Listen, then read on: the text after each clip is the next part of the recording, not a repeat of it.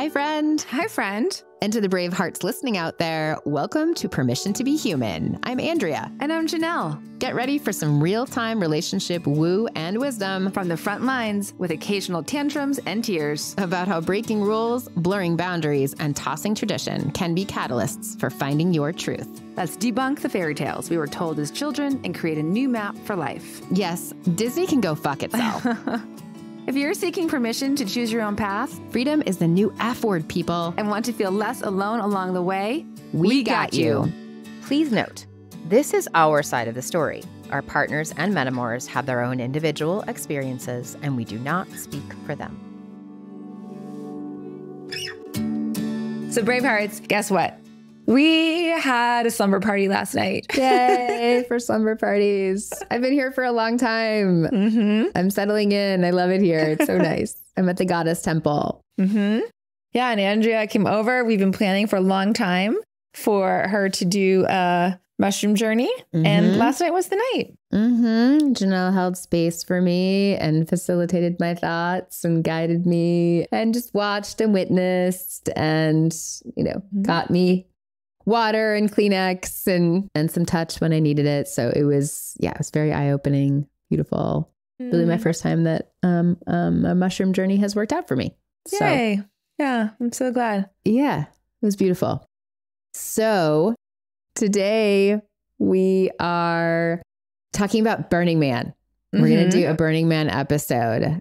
And one of the main themes of Burning Man I've noticed, and I have not been, Janelle has been, I have never been to Burning Man, to be clear, was that at an event like Burning Man, there is such a swirl of so many opposing ideas and experiences. And as Janelle returned, I was like, oh, your feet are stuck in the mud and you're finding magic in this stranger. And then, oh, how do I get this water into this bottle? Because I have to feed other people and give water to other people. And oh my gosh, we're having Turkish breakfast club. And so there's just such a mix of survival and thriving that seems like it went on. So what I relate this to is a lot of what I do with my writing. I noticed that in Pulp Fiction, a movie probably a lot of you know about, Quentin Tarantino has this quality of mixing the trivial with the tragic. So they're talking about what they call a Big Mac in France, and then someone gets their head blown off. And then we're talking about the Bonnie and the coffee situation and shitty coffee, and there's a dead person in the garage, right? So they're mixing things that are very mundane and then very melodramatic, very trivial and very tragic. And Quentin Tarantino does a great job of this. And he does it because that's how life is. I love this description. It's just so true because, in the morning, a guy might find out that his wife left him and then he goes to feed the cat and they're out of cat food. And those things happen in the same 2 minutes, right? We want to pretend it's like, oh no, those things aren't mixed because one of them is super important and one of them is not, but they are. That's just how life is. And one of my favorite quotes by Anne Lamott is, here's what she says: the first and truest thing is that all truth is a paradox.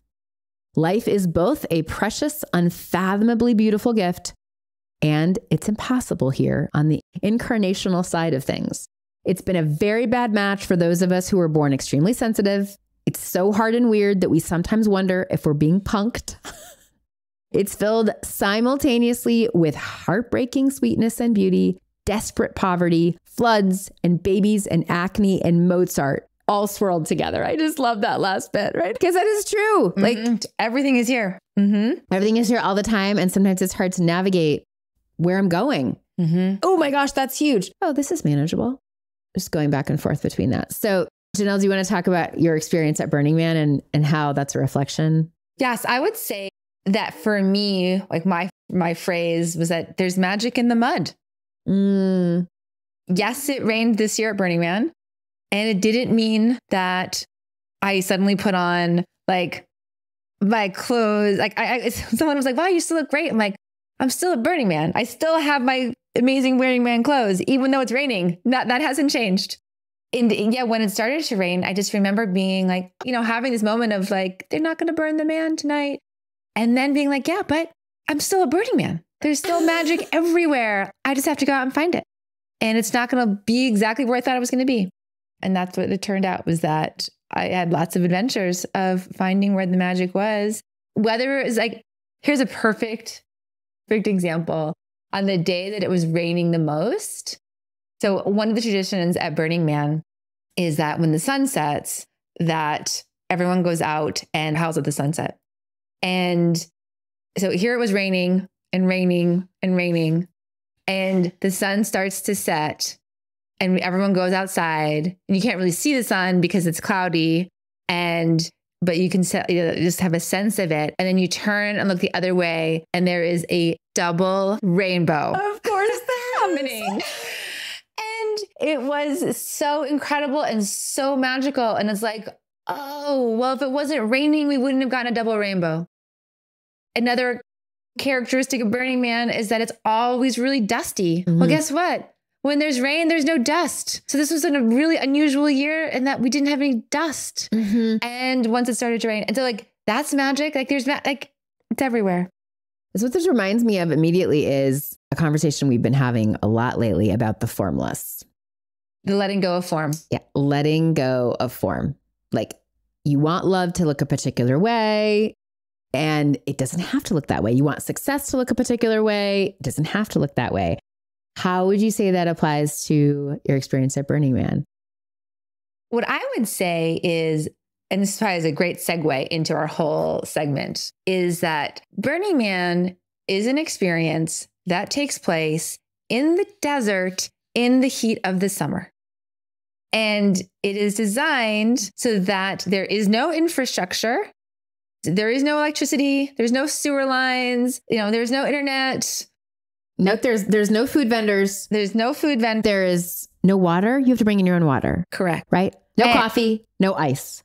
You can buy ice there. You can buy ice. That's the one thing. Pee. And you can go to the bathroom. And there are porta potties. Right. But that it is designed specifically in a harsh environment for you to be capable and see what you're made of. It is designed intentionally for it to be a challenging experience. Mm-hmm. And so in this way, when you're like, what was it this year? Is that, so like, the Burning Man may have made the news last year. I don't remember. What we had really, really high heat and like super high winds. Mm-hmm. Our RV last year got knocked off of its stilts in the wind. Right. So like this year there was rain. One year, many years ago, it was really cold. Like, this is the desert. It's an inclement climate. Mm-hmm. And weather happens. And the idea is you go to Burning Man is you're prepared for whatever happens. And whatever happens, there's always magic. Do you think, though, there is something where people get attached to a particular kind of challenge? So there's an expectation. No, it's going to be windy and hot. I can deal with windy and hot. And they get that in their head. And then they go and they're like, fuck, rain. What? No, I wasn't prepared for this. This was not my expectation. And so even amidst hardship, you get accustomed to a particular kind of hardship. Yes. And in fact, I mean, one of the challenges, so there's different types of people bring different things to sleep in, right? I was in an RV this year. I've been in tents. I've been in yurts, lots of different things. A yurt is a type of structure made out of insulation that reflects the heat. And it's really ideal for dry, windy climate. Because it's cold. It's like cool inside. Yeah. Right. But what it is that there's usually a tarp on the ground, and then that tarp kind of comes up the side of the yurt just a little bit to keep the dust out. Mm. Well, that is great for dust. What happened this year for a lot of people who had yurts is that when it rains, they're not designed, or these ones were not designed for rain. So then they all became kiddie swimming pools. In terms of hardship, yes, like if all of your stuff is on the floor in a yurt and is now floating in a kiddie swimming pool, that sucks. 100%. Mm-hmm. And so that's a challenge that you weren't expecting that you have to deal with. Yeah, absolutely. And deep compassion for those who that was part of their experience. Okay. So how many times have you been to Burning Man? 8 times, including one time to Africa Burn, which is just 4 hours north of Cape Town in South Africa. Mm-hmm. So there's regional ones around. Mm-hmm. And then during COVID, I didn't go in 2020, but I did fly specifically to San Diego to experience Burning Man with some friends. Like that we just put our own little Burning Man together with like 10 of us on the beach in San Diego. I don't remember that. Okay. So, and what made you want to go in the first place? Like what was had you always been wanted to go to Burning Man? I had heard about it long time ago and was like curious about it, but it wasn't like compelled to go. But then it was actually Memphis had heard about it. And the first time he heard about it, he's like, I want to go. And so we went. This is your ex-husband. Yeah. Yes. And so he was interested and you were game. Yes. And for me, like in showing up, like, why was I game? It's an adventure. It's someplace new. Mm-hmm. And my first year, just to give you an example of like, what can feel like something that's ludicrous, like a description of it, is that we had already planned a trip to Mexico. So we flew from Isla Mujeres, which is an island off of Cancun, flew to Denver. Our friend met us at the airport. We gave her our scuba gear. She gave us 2 rolling coolers in there we had watermelon gazpacho and chimichurri sauce, as well as our outfits for the mermaid party that was happening that night. And then all of our other stuff was was being driven out by a friend. So we got those things. Then we flew to Reno and got on the burner bus and landed at the burn, switched into our mermaid outfits, and we arrived. Even though I just mentioned those things, you know, what we had also met us out there, right, was our tents that year, you know, all of our costumes, all of our food, all of our water. We had just planned to get that out there. Mm-hmm. But there's the survival. And then there's this also like beautiful, ridiculous expression. The gazpacho and the chimichurri were like, okay, like, wouldn't that be like, what would be amazing and incredible to have in the desert that you wouldn't expect to have? Refreshing. So this feeling of surprise and delight, how can you sprinkle that throughout the week of Burning Man? And what comes up as you talk about Burning Man is I think my biggest resistance, even though I want to go and have tried to plan to go, the thing is, Bravehearts, it happens in September every year. And that is exactly when the beginning of school happens. And I have a daughter and this is an important time. And so it's always like this terrible timing. But my point is that my tolerance for chaos is low. That is just something I know about myself. It's part of why I had 1 child. It's part of why I don't have 3 dogs. It's part of why my TV is not on all the time. I don't want the chaos. It's part of why I don't love camping. I could care less about shitting in the woods. Like, that is not my problem with camping. My problem with camping is the fucking mess and chaos, and you never know where anything is. So it's okay. You can laugh at me. But I'm not laughing at you, but I'm envisioning you a Burning Man. And I'm trying to envision you a Burning Man. Well, and I know, Janelle, from being in your house and knowing what your bathroom looks like and what your room looks like and what in general, like, it's not super messy in here, but there is this like flavor of chaos of that I just like, that this is not how I live. And so I know you have an incredibly high, I just know you have a high tolerance for chaos. So I'm asking you, how do I build my resilience for chaos? Do you have any thoughts on that? It's not so much about building your resilience for chaos, is how much do you desire to see magic? Pretty high. So are you willing to experience chaos in order to see more magic than you've ever seen in a concentrated place? Yeah. And I am. And I know that in my typical fashion, I'll have moxie to go. I'm just going to bitch a lot along the way. So how can I bitch less? How can I I could not be with you, because I know what we learned is that if I'm not standing next to you, you have no one to bitch to. So, right? I know. It's like, how do we relax into that chaos and that? Yeah, it's a skill I'm always trying to develop. And even my daughter, she's much better at it. Like, I remember going and we were going to do this video of her class in the park and make these different videos. And it was really going to be fun.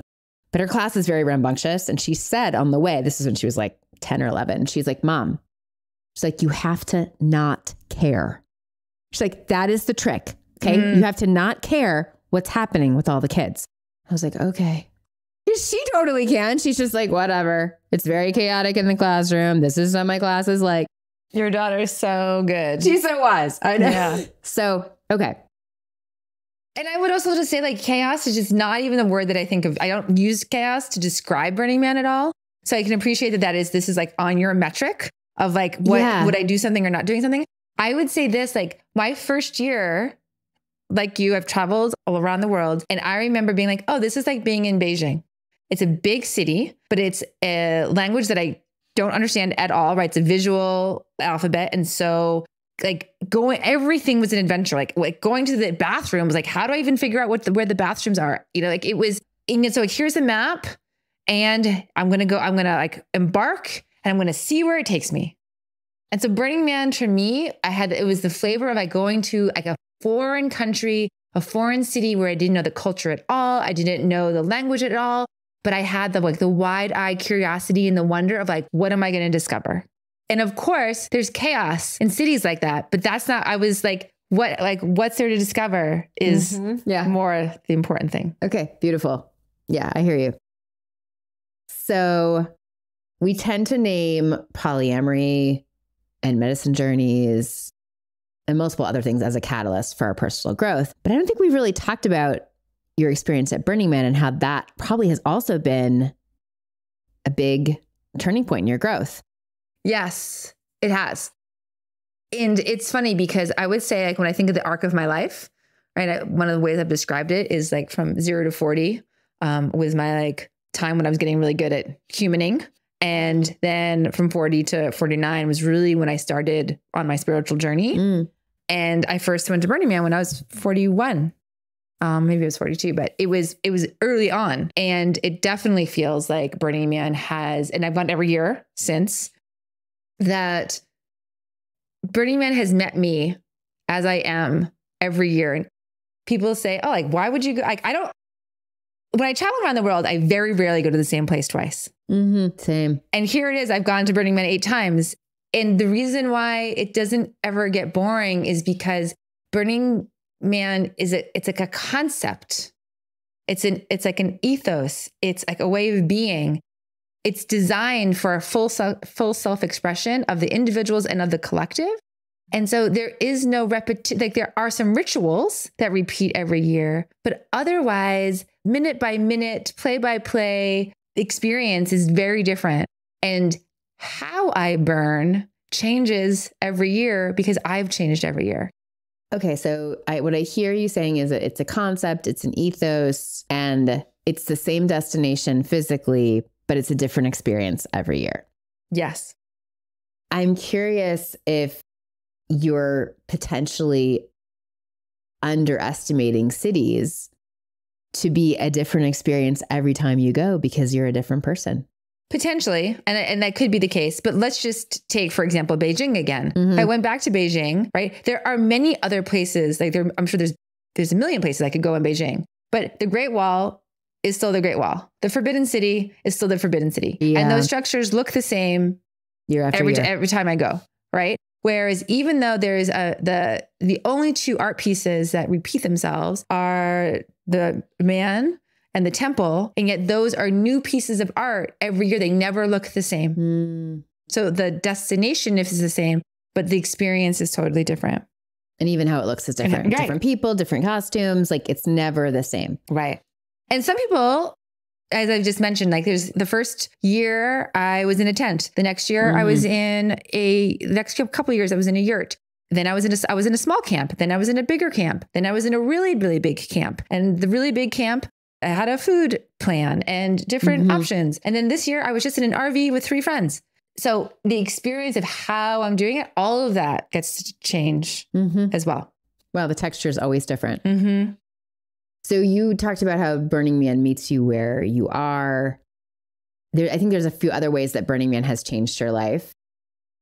Yes. So I think Bravehearts, I don't know if I've said this before, but the way that I view clothing now is clothing for me is an outer expression of my inner state. It's very much part of my beingness. And yeah, I think I have mentioned this, where it's not about, oh, I have to look a certain way. It's that I have to feel comfortable with my environment that I'm in, and my clothing needs to match that. Mm. And I discovered that Burning Man has been very much part of that journey. So my first year at Burning Man, I remember like we bought a whole bunch of costumes. We heard there was costumes, and there was a white party, and it's Tutu Tuesday and all these different things. And I remember waking up one morning at like 4:30 a.m. to go watch a burn that was happening. And I stepped out of the tent into like just like the sunrise sunlight, and wearing a full-on disco outfit. And just feeling, wow, that feels so great coming out of a tent wearing disco clothes. And it was just like interesting moment of like, wow, I just love how I feel right now. And we left the burn. I put all my clothes into a bin, stuck them away. And then the following year, took them out and went back to the burn. But after the burn that year, put all the clothes away, and then was like, actually, like there's a party here or a party there. So I would like go hunting into the bins in like December or in like February and like look for a piece of clothing and then like wear that. That was like year 2. And then year 3, bought more clothes for the burn and then put them away again after the burn. But it was like, I want to keep like these 3 pieces out because I know I have enough things I could wear these 2. I'm just going to not put them away. They're going to just be in my closet. And now what has happened is that I just take my closet and I put them in the bins. And then we go to Burning Man. And then when I come back from Burning Man, all my clothes go back in my closet. That's a huge change. So there is no difference between what I wear to the burn and what I wear in every day. So how I view that is that I feel really lucky that my way of being doesn't change anymore, going to the burn and being back at home, that like my inner and outer world, as represented by my clothes, are in alignment. Beautiful. And is that really luck, or is that just intention on your part of being an integrated human?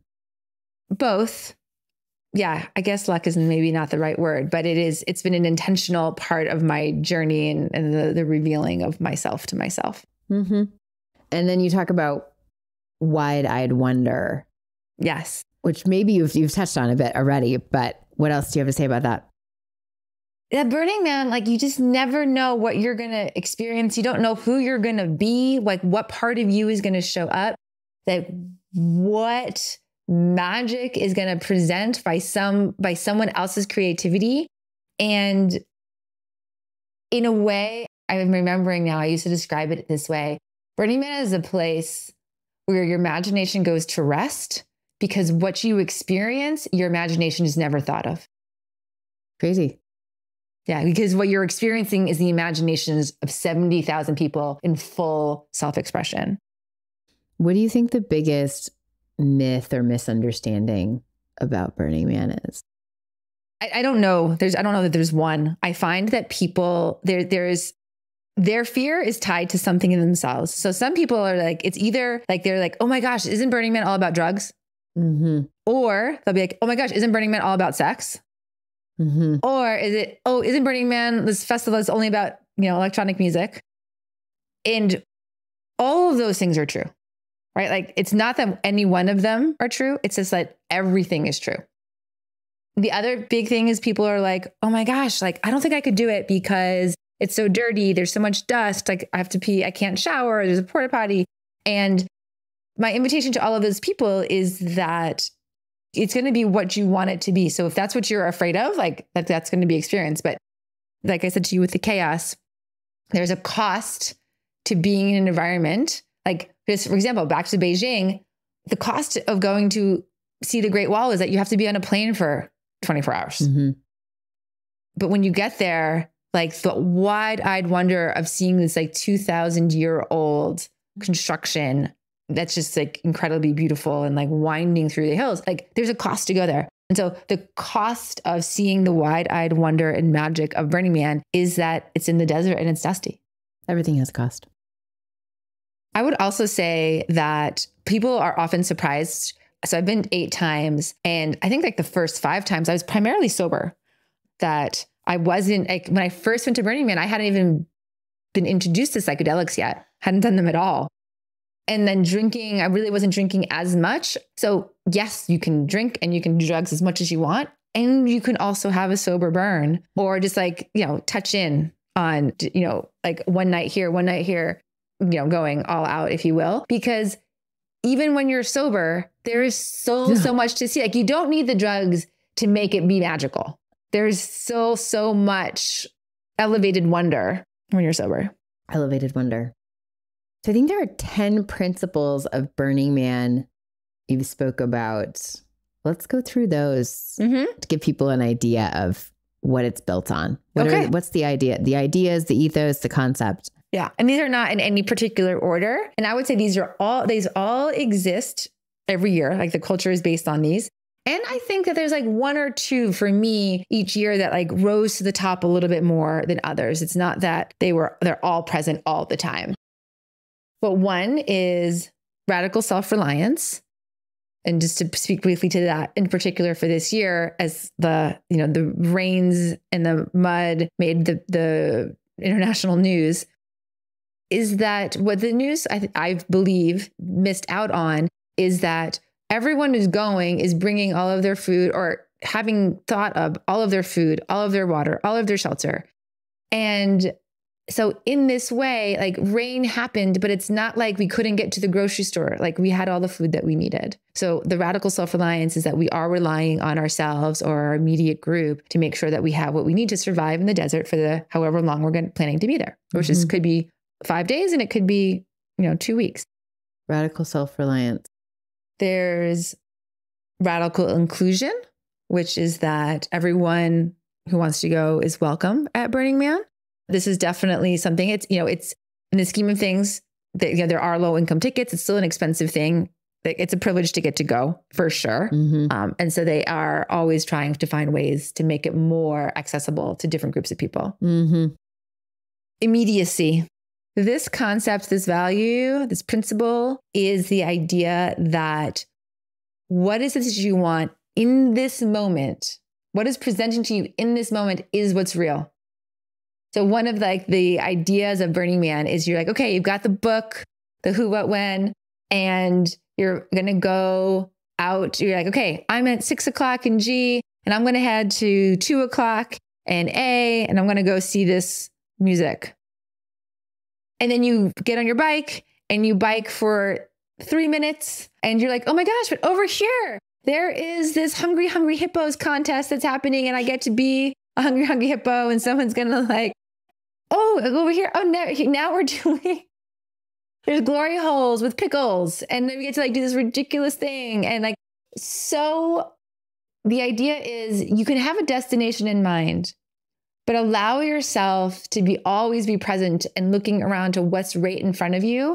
And it's not the destination of where you're headed. Like, the idea is like, you're going to find many things along the way that are going to capture your attention, and allow yourself to fall into what's right in front of you. Yeah. I mean, it really doesn't get any more Hallmarkish than like, it's all about the journey. Right. Which is true. So this does bring to mind a story that when my husband and I went to Madagascar on this rafting trip, maybe like 20 years ago, maybe 15 years ago, we were in this coastal town in Madagascar. It was French colonized. There was a few tourists, and we ended up going to this pizza place before we went on the rafting trip. And we started chatting with these two Americans, and this woman at the time, her name was Kat, and I'll never forget our experience with her. She just had, like tattoos everywhere, which at the time was like, ooh, like a big deal, not like it is now. And she really impacted us because we sat and talked to her, and she said, do you have everything you need right now? It's a very simple phrase, but like at the time it felt very profound, because it was like, no, immediacy, like right now, what's in front of you, the present moment. And we were at that time still in our escalator phase of like, okay, we're getting in the escalator and we're going to get married and we're going to have kids. And then like looking at our 5-year plan. And this was novel. It was a little weird. But we have gone back to her quotes so many times, and I have no idea where she is today. I love that. But it was definitely very resonant and it stayed with us for so long. And I'm hearing that this immediacy is just so important to come back to. Like the future will work itself out. Do I have everything I need right now? Mm-hmm.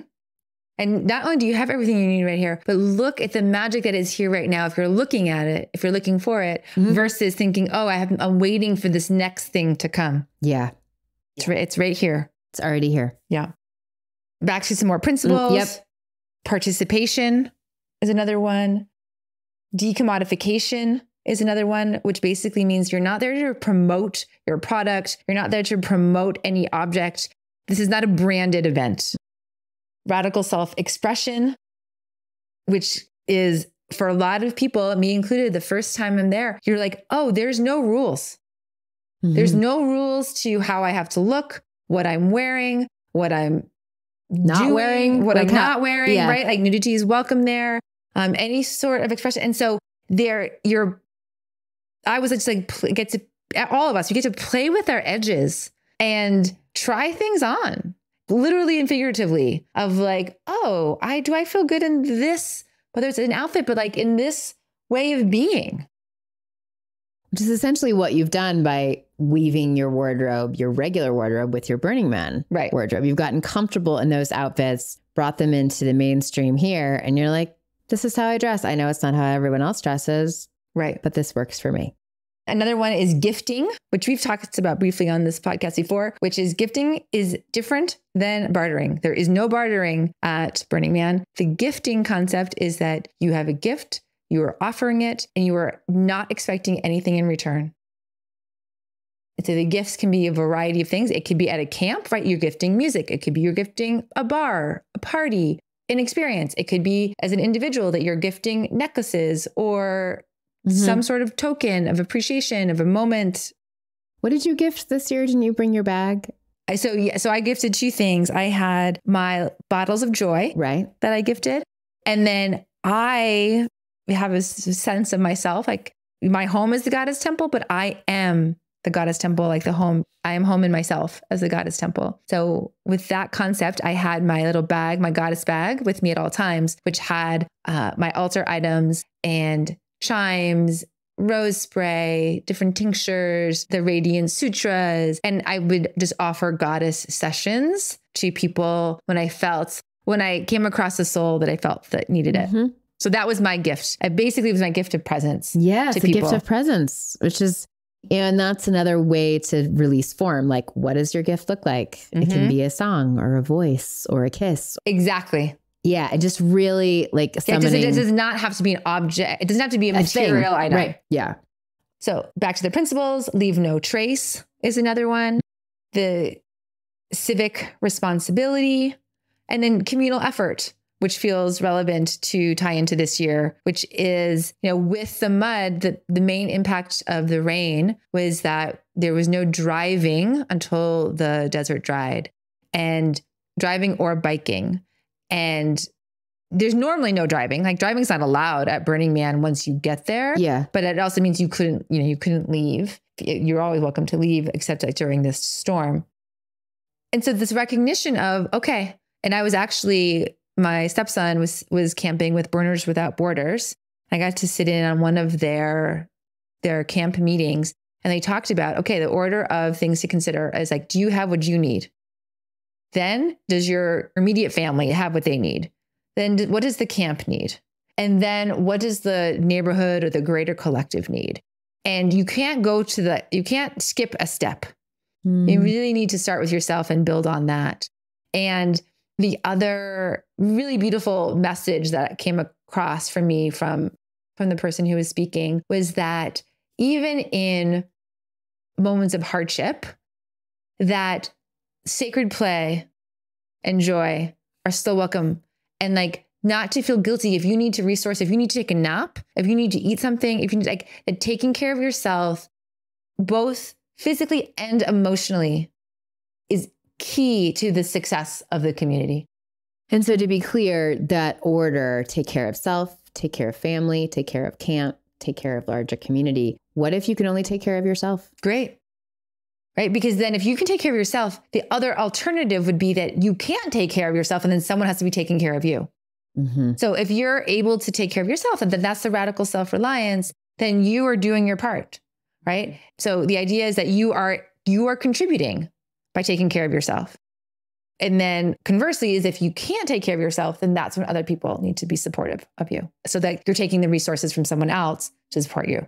And this seems like a good concept that I've probably only tapped into in the last 10 years. Like, oh, I have to take care of myself first.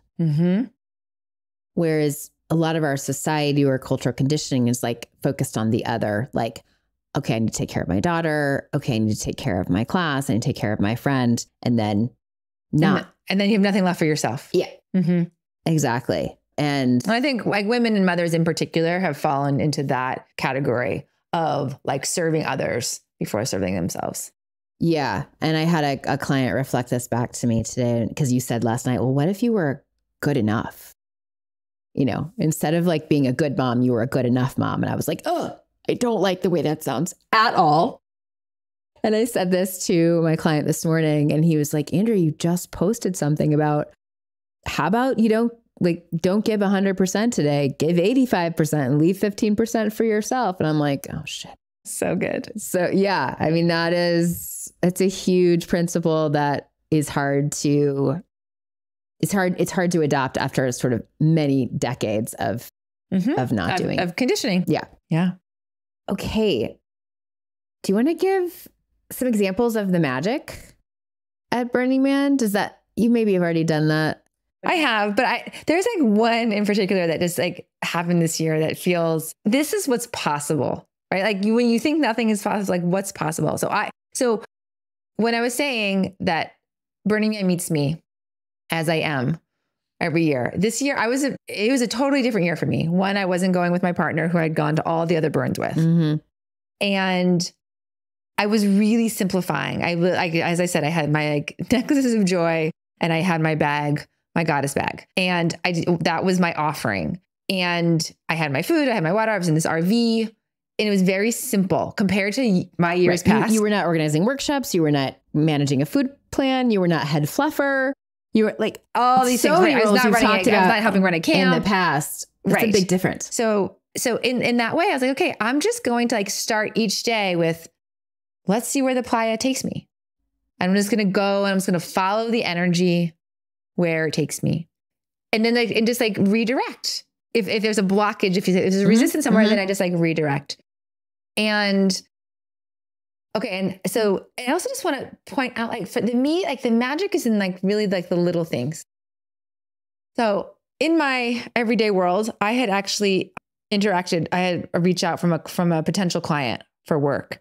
And we were trying to get together to do a sales call and it didn't work out. And he was like, my schedule is tight. I'm going to be in Nevada. And I was like, oh, well, are you going to be at Burning Man? And he was like, yeah.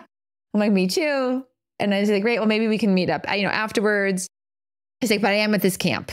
And I was like, okay, great. I've never heard of it. Fine. And so on this particular day, I am just heading out and I'm like, oh, I want to go see my friends, Kathleen and Tara at Camp Muse. And so I'm going to just bike in the direction of them. I'm biking towards Muse. And then I actually see Tara leaving. She's on a bike with a bunch of people. She's like, oh, I'm just leaving. I'm like, great. Like, I have no plans. I just wanted to see you. Can I just join you? She's like, great. So then I just turn around and now I'm biking with Tara and like 3 other people who I don't know at the moment. And so we're just biking and we're talking. And all of a sudden there's a camp that's like, does anyone want a frozen popsicle? And we're like, yes. So we like pull off on the side of the road, each have our popsicle. We're talking, we're laughing. It's so delicious.